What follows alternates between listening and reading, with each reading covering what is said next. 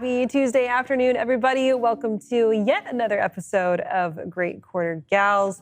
This is our show here on FreightWaves where we talk about all incredible female leadership in freight. Today, we're staying a little bit close to home, and I'm excited to get into this episode. But first things first, I'm Kaylee Nix here with my partner in crime for Tuesday afternoons, Grace Sharkey. Hello, partner in crime. Happy Tuesday. I almost said Wednesday, and that's where this is today. So we're thinking a day ahead. We're thinking a day ahead already. It's crazy. It feels like it's been such a long week already. It's only Tuesday afternoon, but we've already had some really great news stories come out this week and throughout these last few weeks, honestly.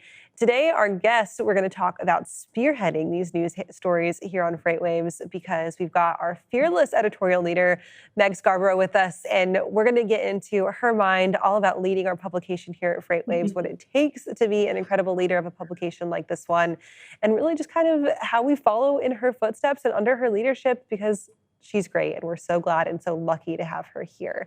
But Grace, before we get into our interview with Meg, let's talk a little bit about some news from this last week. Yeah, so of course we started this week by hearing about the Heartland acquisition of CFI, which was incredible news. And funny as things turn out, we just recently had a logbook update about CFI and their focus on bringing more women into the industry, something that we all love around here and our audience loves to hear about. And they actually have an initiative program called She Drives CFI, where they recognize their top female performers who have driven for the company for a number of years, who have millions of safe miles behind them, which I love saying millions of safe miles because between you and I, Grace Sharkey is nowhere near 10,000 safe miles, let alone millions. So the points that are no longer on my license would express that. But it's incredible to see if you guys just saw that picture of the newest CFI recognized driver, Penny Thomas. We have that photo of her and her sweet dog. Oh, look at her in the new truck too. And it's bright pink. You're going to see this thing on the highway miles away. It has a custom She Drives CFI wrap on it. There's actually 4 of these out there right now. And what's great is they take these trucks and they not only move loads of them, but they do take them to local events, to schools, to different parades and programs to just showcase that women are a part of this industry. And it's a fun industry to be in, right? Like, who wouldn't want their own truck that's also expressed so brightly and positively? Why wouldn't you want to join the industry? They have over 4,000 women drivers in total, and that actually represents about 14% of their full driver workforce. So I'm really excited to see that. I just thought it was incredible timing to see that acquisition, of course, come into play as well. So congrats to Penny over there. 1.6 million miles behind her. God only knows if any of us normal passenger drivers could get to that. But of course, congratulations to Penny. Well deserved, and enjoy that truck. It's a beautiful color. You know, I'm going to take your honesty hour and double that and say that Kaylee Nix also does not even get close to 10,000 safe driving miles. And you know what, Ingrid Brown, if you're listening to this, do not give us heck for admitting our faults. You know, she is on those million safe driving miles milestone, of course, too. And so, you know what, she would come back and she'd tell us, oh, girls, I need you to be a little bit safer. But Ingrid, don't hate us for it. We're doing our best, Ingrid. We're doing our absolute best. Trust me. It's those blind spots. It's those tough areas to look, right? They really get me. Stops. Yeah, the rolling stops get me. Those ones get me. That's for sure. I will say, I did a women in trucking. They had a trucking, what do you call it, simulator. A simulator, and, I'll tell you what, I won't hit you as a person, but I will be driving recklessly slow. So that's what I learned from that simulator for sure. There you go. And so, Grace, let's switch gears a little bit and let's head back to the home of the Future of Supply Chain Conference, back to Fayetteville, Arkansas, also the home base of the University of Arkansas, the #1 ranked supply chain program, according to Gartner. And they have a brand new shiny name, thanks to JB Hunt. Yes, they do. I mean, we should have almost saw this one coming with the amount of times that 100%. actually reported on them working together on different initiatives. I think that in total now they've donated over $7 million towards the University of Arkansas. And I mean, you and I have got a chance to talk to Shelly. She's just absolutely dug in what that university is doing, what their hometown is doing, really, to recognize not just freight in school, supply chain in school, but the future of it. I think that's what gets me excited is someone as forward thinking as JB Hunt partnering with a university.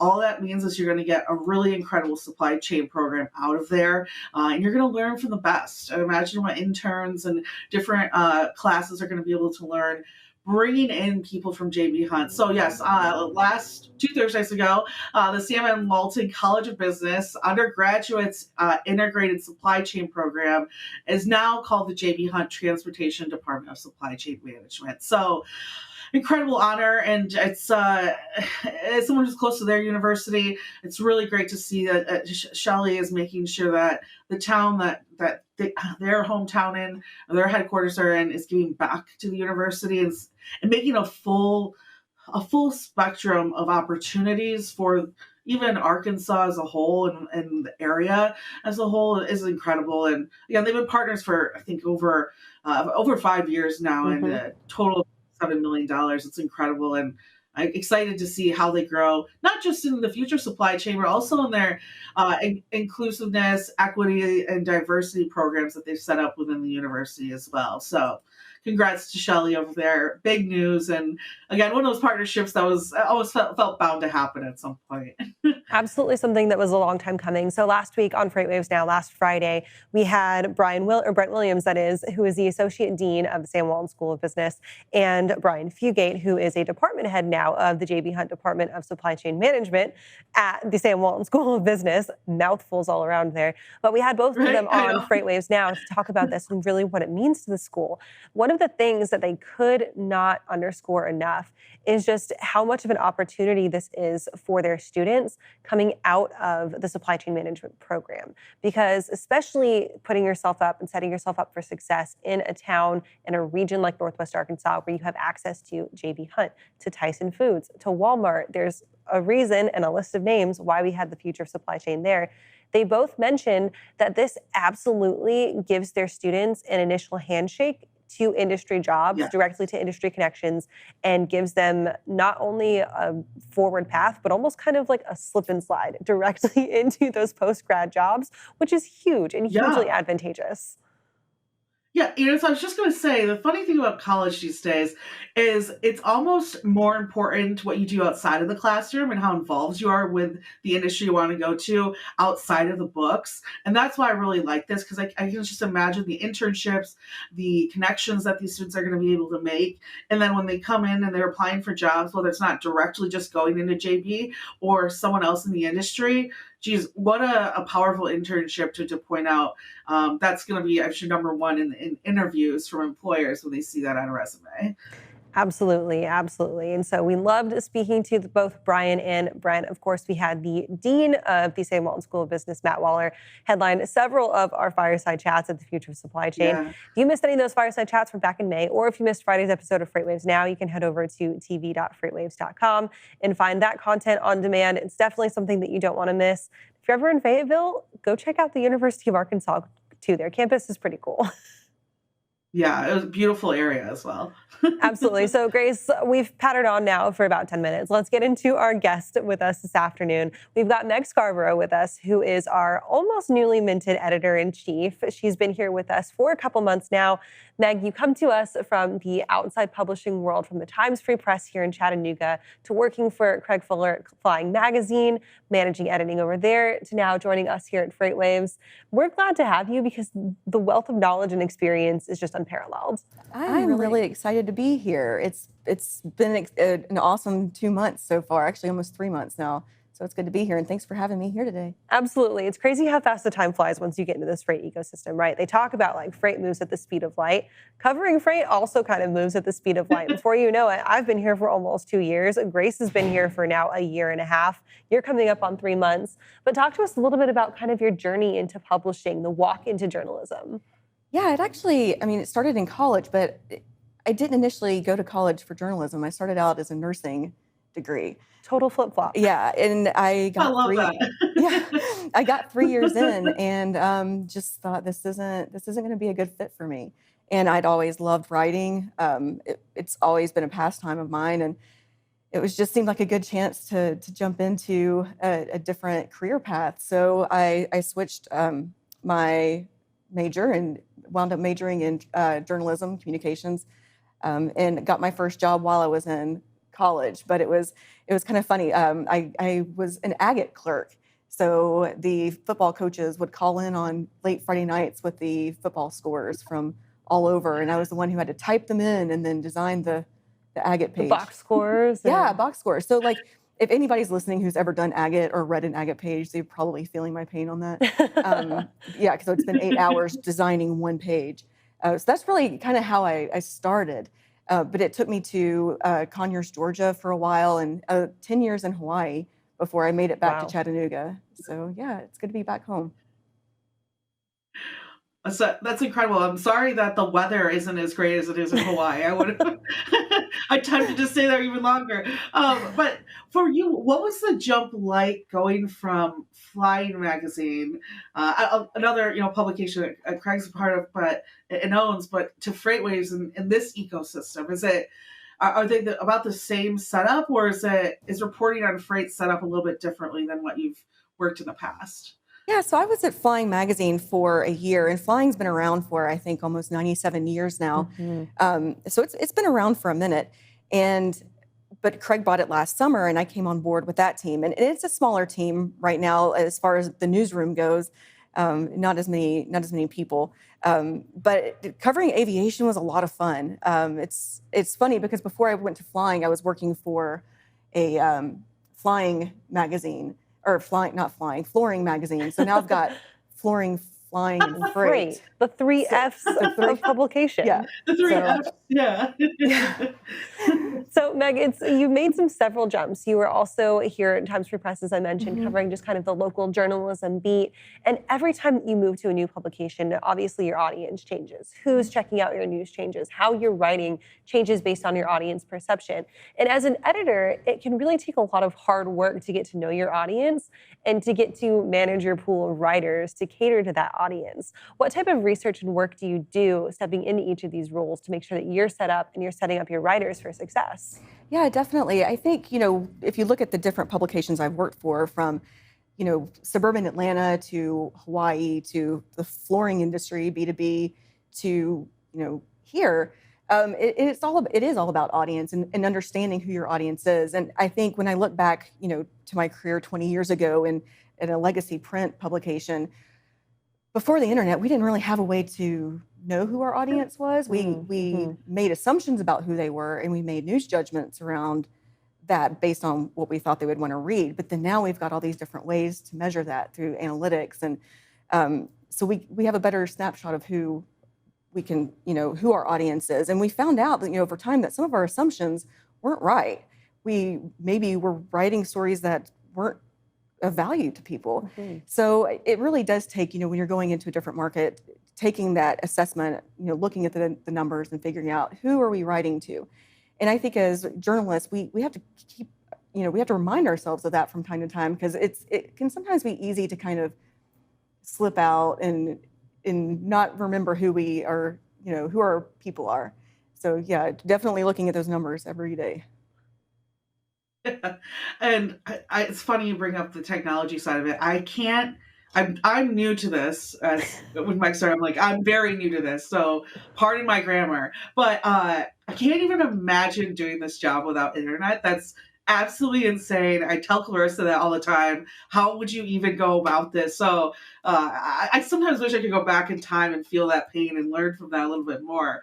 But one thing that's interesting here is transportation as a whole is $1 trillion market, right? And more than that, 7 times more than that. And it's huge. There's so many different topics we can cover, from ocean to technology. And even in technology, you have point of sale systems and everything in between. How do you manage such a larger pool of writers that have such a range of beats? What are the challenges of overcoming that and managing that? Yeah, it is something that, we talk about every day. I mean, and it does come down to that audience and understanding, the stories that we write, who are we trying to reach, and um, really kind of having lots of conversations every day about the topics that we're writing on. And I'm not sure if I answered that question, but I think that's a good answer. It also has to do Yeah. almost like we're in the business of communication, right? And I'm with you. I was started off not in communications, added a communications minor in college, and so I like to say that I've been working in the industry now for 8 years because I participated in college publication for 4 years. Have been now in my journalism career for 4 years, but it is a lot of communicating about the communications business. And I like to joke around that sometimes people in communications are the worst communicators. I think about it every day. It is one of those things that it's like the communicators aren't really good at communicating sometimes. So, yeah. And as Grace mentioned, there are so many different topics to explore, right? We write about different things every single day. As she said, some of the good ones from ocean to point of sale to technology. I think about earnings. I think about fuel. John Kingston's here in the building somewhere. He's roaming around probably talking to someone about oil and gas, right? But I think about all these different topics. And just getting into freight myself a year and a half ago, it is fascinating. There are so many aspects of this industry that are just so interesting to learn about. Has there been one topic that you've seen stick out to you so far? And if so, what is that? What else would you like to learn a little bit more about? Well, to back up to your other comment, one thing about newsrooms is, we have beat structures. People have their lanes that they follow, but really we have to kind of be fluid too sometimes and know that sometimes there's going to be more happening over in one area and it kind of ebbs and flows. Yeah. And so that's always, one of those interesting challenges. But I think since I've been here, one of the more interesting topics has been AB5. So that's definitely, and that was going on very early in my arrival, or not going on, but like we were having some breaking news Coming then, almost like the climax of the AB5 situation, yeah, right? Yeah. So I'm coming in on the tail end of it, or not the tail, but coming into it after it's already been going on for a while. And it's been really fascinating to learn more about that issue. So. Would agree. That's something that still just kind of like mind boggles me. Yeah. Yeah. And one thing I would say to go back really quick to that communication statement you made and to almost help your answer, Meg, what I appreciate working with you on, and I think it's funny because the communication comment, I will say, like, there's a lot of people that I feel like are incredible writers here, but they aren't the best communicators, is you and a lot of people at FreightWaves are really good listeners. And I think sometimes in order to capture the story and to capture the true message of what FreightWaves is trying to relay is listening to the people that we're reporting on fully, to their problems, to whatever issues are happening, to even the technology providers that I talk to. Okay, listening to who's the actual customer you're aiming for. So it's, I will say, working with you, Meg, I think that's what you're really, really incredible at, is listening to all of us and say, not just saying, hey, I think that's a good story, but why do you think that's a good story? And having us almost dive into that further. So, yeah, I just wanted to add that on there too. Well, thank you. The learning has been or the listening has been a learning process. It's not, it's being an editor in general over the years has taken many forms for me, and my process has changed over the years, or my approach. But listening has definitely been something that I've tried to work on because that's really crucial. Yeah, I will say that is hand up a weak point for mine, right? Like I'm sitting here talking all the time, but I've got to work better on listening to the people that I'm talking to, because that is half the battle.